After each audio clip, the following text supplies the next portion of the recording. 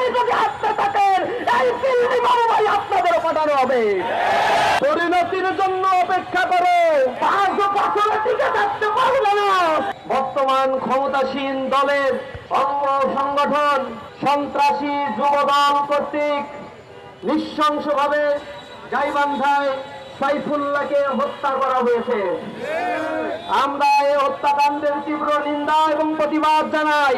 আপনাদের সাথে দীর্ঘ 20 বছর ধরে কাঁধে কাঁধ মিলিয়ে ফ্যাসিবাদী শাসন ব্যবস্থা, হত্যা, গুম, খুন এবং সকল অরাজকতার বিরুদ্ধে রাস্তায় দাঁড়িয়ে আমরা প্রতিবাদ করে আমাদের অসংখ্য ভাইদেরকে আমরা হারিয়েছি। কিন্তু অত্যন্ত দুঃখজনক, আজকে আপনারা ক্ষমতায় এসে সেই একই রাস্তা আপনারা অবলম্বন করেছেন। আমরা হুঁশিয়ার করতে চাই, অনতি বিলম্বে এই খুনের রাস্তা যদি পরিহার না করেন, একই পন্থায় যদি আসতে থাকেন এই দিল্লি মামলায় আপনাদের পাঠানো হবে।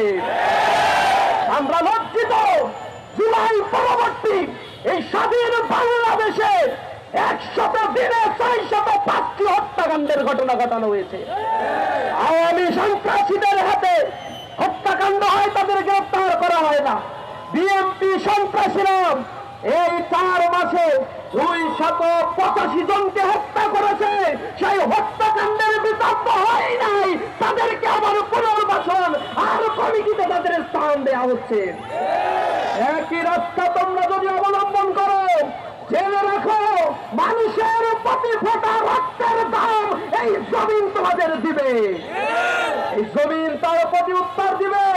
শহীদ সাইফুল্লাহর রক্ত বৃথা যাবে না, শহীদ নেতৃবৃন্দের রক্ত জন্মে বৃথা যায় নাই। এই জমিনে রক্ত পড়লে সেই রক্ত তোমাদের গদি, তোমাদের মস্তককে তছনছ করে দিবে। আমরা লজ্জিত, শিক্ষা চাই তোমাদেরকে। এবং রাজনীতি তোমরা করো একটি স্কুলের কমিটি গঠনকে কেন্দ্র করে, দখল বাণিজ্যকে কেন্দ্র করে শত শত মানুষকে তারা এই বাংলাদেশে হত্যা করেছে। তাদের মধ্যে আর আওয়ামী লীগের মধ্যে কার্যত কোনো তফাৎ নাই।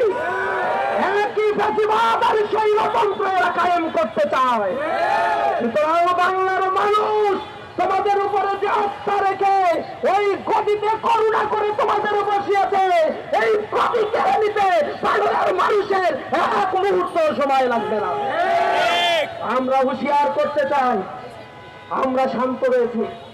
ইসলামী ছাত্র শিবিরের দায়িত্বশীল কর্মী জনশক্তি, তাদেরকে আমরা বলেছি বাংলাদেশে নতুন এক বন্দোবস্ত আমরা দেখতে চাই।